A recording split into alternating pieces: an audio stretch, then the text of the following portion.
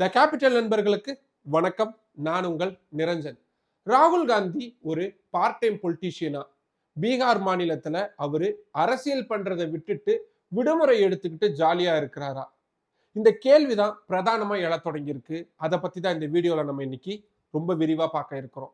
அதுக்கு முன்னாடி நம்ம சேனல்ல இன்னும் நிறைய பேர் சப்ஸ்கிரைப் பண்ணாம பார்த்துக்கிட்டு இருக்கீங்க. உங்களுடைய ஆதரவை நம்பி மட்டும்தான் டெல்லியில இருந்து இயங்கக்கூடிய முதல் தமிழ் யூடியூப் சேனலா இதை நான் நடத்திட்டு இருக்கிறேன். அதனால நம்ம சேனலை சப்ஸ்கிரைப் பண்ணிக்கோங்க. வாங்க இப்ப வீடியோக்குள்ள போலாம். காங்கிரஸ் கட்சியுடைய எதிரி யாருன்னு கேட்டா உடனடியா பாஜகன்னு சொல்லுவோம். ஆனா என்ன கேட்டா காங்கிரஸ் கட்சியுடைய எதிரி காங்கிரஸ் கட்சியே தான். ஏன்னா அந்த கட்சிக்குள்ள இருக்கக்கூடிய உள்கட்சி பூசல் அப்படின்றதுதான் அந்த கட்சியை தொடர்ந்து தேர்தல் களங்கள்ல தோல்வியை நோக்கி கொண்டு போய்கிட்டே இருக்கு. இதை பத்தின வீடியோவை நேத்தே நம்ம ரொம்ப டீட்டெயில்டா பண்ணியிருக்கிறோம். அதோட லிங்கை நான் கீழே டிஸ்கிரிப்ஷன்ல கொடுக்குறேன், போய் பாருங்க. காங்கிரஸ் கட்சியுடைய எதிரி காங்கிரஸ் கட்சி தான் அப்படின்னா அதை சரி செய்ய வேண்டிய ராகுல் காந்தி என்ன செஞ்சுக்கிட்டு இருக்காரு அப்படின்ற அடுத்த கேள்வி அப்படின்றது எழும். காங்கிரஸ் கட்சியை பொறுத்த வரைக்கும் அந்த கட்சியுடைய தேசிய தலைவரா மல்லிகார்ஜுன கார்கே அவர்கள் இருந்தாலும் கூட அத்தனை போக்கஸும் காங்கிரஸ் கட்சியுடைய மையப்புள்ளி இவருதான் அப்படின்னா அது ராகுல் காந்தி தான். ஒற்றுமை யாத்திரை தொடங்கி நாடாளுமன்ற தேர்தலில் போக்கஸ் பண்ணது வரைக்கும் ராகுல் காந்தியை முன்னிலைப்படுத்தி தான் காங்கிரஸ் கட்சி செயல்பட்டு வருது.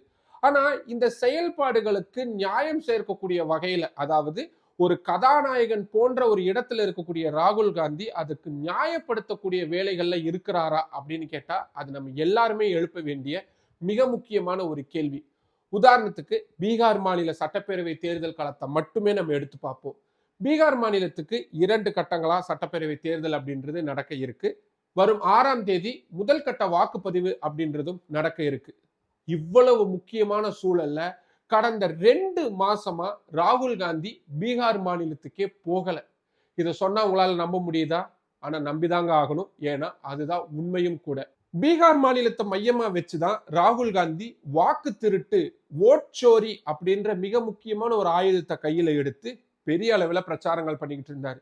இது வெறும் பீகார் மாநிலத்துக்கான பிரச்சாரமா மட்டும் இல்லாம நாடு தழுவிய அளவிலான ஒரு பிரச்சனையாகவும் பெரிய அளவுல பார்க்கப்பட்டது, தொடர்ச்சியா பேசப்பட்டது, நீதிமன்றங்கள் வரைக்கும் இந்த விவகாரம்லாம் போச்சு. அந்த வாக்கு திருட்டு அப்படின்றத மையமா கொண்டு பீகார் மாநிலத்துல 16 நாட்கள் கிட்டத்தட்ட 25 மாவட்டங்கள் வழியா 1500 கிலோமீட்டருக்கும் கடந்து ஒரு பிரம்மாண்டமான யாத்திரையை ராகுல் காந்தி செஞ்சிருந்தாரு. இந்த யாத்திரை கடைசியா முடிஞ்சது செப்டம்பர் மாசம் 1ஆம் தேதி. இப்ப என்ன ஆகுது? அக்டோபர் மாசம் முடியவே போகுது. இந்த 2 மாசத்துல ராகுல் காந்தி ஒரு முறை கூட பீகார் மாநிலத்துக்கு போகவே இல்லை. அட பீகார் மாநிலத்தை விடுங்க, இந்த 2 மாசத்துல பப்ளிக் அப்பியரன்ஸ் அப்படின்னு சொல்லுவாங்கல்ல, அதாவது பொதுவெளியில வந்து தனது முகத்தை காட்டக்கூடிய செயல் அப்படின்னு, அதை வெறும் 5 தடவை தான் பண்ணியிருக்கிறாரு ராகுல் காந்தி. செப்டம்பர் மாசத்துடைய இறுதியில டெல்லி எல்லை பகுதியில் இருக்கக்கூடிய ஒரு பிஸா கடைக்கு அவரு போயிருந்தாரு. அதுக்கப்புறமா அக்டோபர் மாசத்துடைய தொடக்கத்துல கொலம்பியாவுக்கு அவர் போயிருந்தாரு.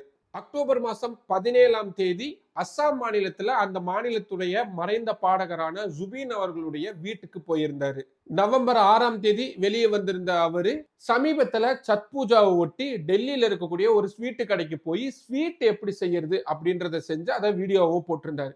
ஒட்டுமொத்தமா இந்த 5 தருணங்களை தவிர மற்ற எந்த இடத்துக்கும் கரெக்டா சொல்லணும்னா அரசியல் சார்ந்த எந்த ஒரு மேடையிலையும் ராகுல் காந்தியை பார்க்கவே முடியல. அவர்கிட்ட இருந்து ட்விட் வரும், ஆனா ராகுல் காந்தி வெளியே வரவே மாட்டாரு. இது எந்த அளவுக்கு மோசமா போச்சுன்னா, கடந்த சில தினங்களுக்கு முன்னாடி பீகார் மாநிலத்துல மகா கத்பந்தன் காங்கிரஸ் கட்சி, ராஷ்டிரிய ஜனதா தளம், இடதுசாரிகள்லாம் கூட்டணி வச்சிருக்கக்கூடிய அந்த எதிர்கட்சி கூட்டணிகளுடைய தேர்தல் வாக்குறுதிகள் கொடுக்கக்கூடிய அந்த நிகழ்வுகளை கூட ராகுல் காந்தி கலந்துக்கவே இல்லை. அந்த ஓட்சோரி அப்படின்ற அந்த வாக்கு திருட்டு சம்பந்தமான ராகுல் காந்தியுடைய யாத்திரை பீகார் மாநிலத்தில் ஒரு விதமான எழுச்சியா இருந்தது. ஆனா அதை தக்க வைக்க தவறின ராகுல் காந்தி இப்ப கடைசி நேரத்துல 2 நாட்கள் மட்டும் பீகார் மாநிலத்துல தேர்தல் பிரச்சாரம் பண்ண போறதா களமிறங்கி இருக்கிறாரு.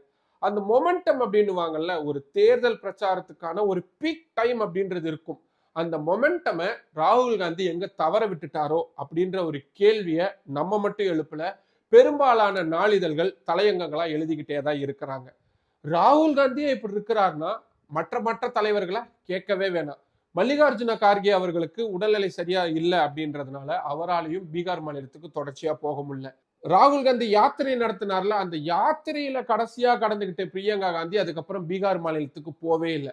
தேர்தல் நடக்கிறது என்னமோ பீகார் மாநிலத்துக்கு தான். ஆனா அவங்க 2 நாள் சுற்றுப்பயணமா அவங்களுடைய சொந்த தொகுதியான வயநாட்டுக்கு, கேரளாவுக்கு கிளம்பி போயிருக்கிறாங்க. சோனியா காந்தி அவர்கள் உடல்நிலை பாதிக்கப்பட்டிருக்கிறதுனால அவங்க வெளியே வர்றதே கிடையாது.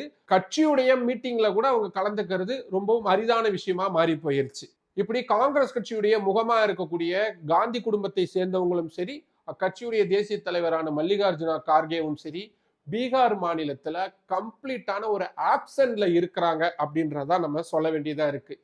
KC வேணுகோபால் மாதிரியான மற்ற தலைவர்கள்லாம் போறாங்க. ஆனா ராகுல் காந்தியுடைய பிரசன்ஸ் இருக்கக்கூடிய தாக்கம் அப்படின்றது ஏற்படுமா அப்படின்னா அதை காங்கிரஸ் கட்சிக்காரங்க தான் முடிவு பண்ணிக்கணும். ஆனா அதே நேரத்துல அப்படியே பிஜேபி பக்கம் வருவோமே, பிரதமர் நரேந்திர மோடி கடந்த ஜூன் மாசம் வரைக்குமே பீகார் மாநிலத்துக்கு 6 முறை போயிருக்கிறாரு. சரியா சொல்லணும்னா ஒவ்வொரு மாசமும் ஒரு தடவை போயிருக்கிறாரு அப்படின்ற கணக்கு இருக்கு. இதை தவிர கடந்த மனதின் குரல் நிகழ்ச்சியில பீகார் மாநிலத்தை பத்தி புகழ்ந்து பேசினாரு. பீகார் மாநிலத்துல சிறப்பா கொண்டாடக்கூடிய சட் பூஜா கொண்டாட்டங்களை டெல்லியில எந்த அளவுக்கு விளம்பரப்படுத்தி பெரிய அளவுல பாஜகவினர் செஞ்சாங்க அப்படின்றதெல்லாமும் நம்ம பார்த்துக்கிட்டு தான் இருக்கிறோம். உத்தரப்பிரதேச மாநிலத்துடைய முதல்வராக இருக்கக்கூடிய யோகி ஆதித்யநாத் கடந்த 2 மாதங்கள்ல மட்டும் 20 தடவை பீகார் மாநிலத்துக்கு போய் தேர்தல் பிரச்சார கூட்டத்துல மட்டும் கலந்துகிட்டு இருக்கிறாரு. மத்திய உள்துறை அமைச்சர் அமித்ஷா சொல்லவே வேணாம். பிரதமர் நரேந்திர மோடியே மாசத்துக்கு ஒரு தடவை போறாருன்னா அமித்ஷா அவர்கள் எத்தனை தடவை போவாருன்னு நீங்களே யோசிச்சுக்கோங்க. 3 நாட்கள் 4 நாட்கள் பீகார் மாநிலத்திலேயே தங்கி இருந்து தேர்தல் பிரச்சார கூட்டத்துல ஒரு பக்கம் கலந்துக்கிறாரு, இன்னொரு பக்கம் அரசியல் கூட்டங்கள்லையும் கூட்டணி கட்சிகளுடனான ஆலோசனை கூட்டங்கள்லையும் பாஜகவுடைய நிர்வாகிகள் கூட்டத்திலும் கலந்துகிட்டு தேர்தல் பிரச்சாரங்களை கணக்கச்சிதமா செஞ்சுக்கிட்டு இருக்காங்க. நான் சொல்றதெல்லாம் உயர்மட்டத்தில் இருக்கக்கூடிய தலைவர்கள் தான். இன்னும் ஏராளமான நபர்களை பாஜகவினர் களம் இறக்கி மிக தீவிரமா களமாடிட்டு இருக்கிறாங்க.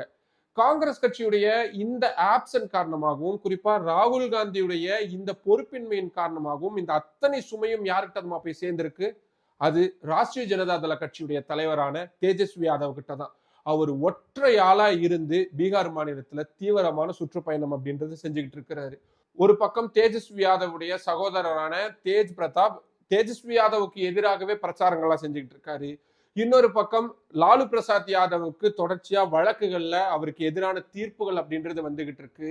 தேஜஸ்வி யாதவுக்கும் உடல்நிலை சார்ந்த சில பிரச்சனைகள் அங்கங்க வந்துகிட்டு இருக்கு. கூட்டணி கட்சிகள் கொடுக்கக்கூடிய நெருக்கடி இப்படின்னு எல்லாத்தையுமே அவர் ஒற்றையாளா சமாளிச்சுட்டு இருக்கிறாரு.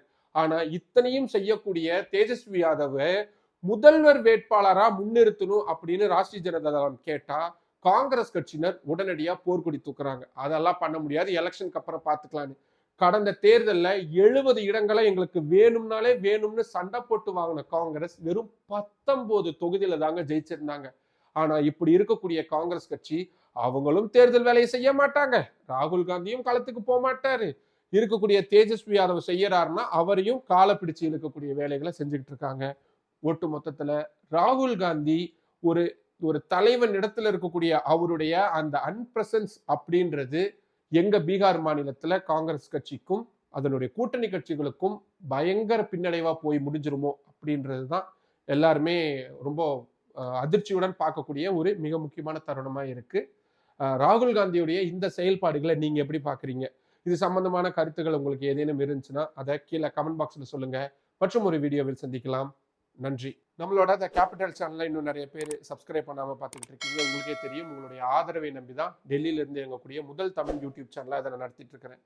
இந்த மாதிரியான ரொம்ப முக்கியமான தகவல்கள் உங்களுக்கு உடனுக்குடன் வந்து சேரணும் அப்படின்னா நம்ம சேனலை சப்ஸ்கிரைப் பண்ணிக்கோங்க. நம்ம வீடியோஸை நிறைய பேர் கொண்டு போய் சேருங்க, லைக் பண்ணுங்க, கமெண்ட் பண்ணுங்க. உங்களுடைய ஆதரவை அதிக அளவில் தாருங்கள். நன்றி.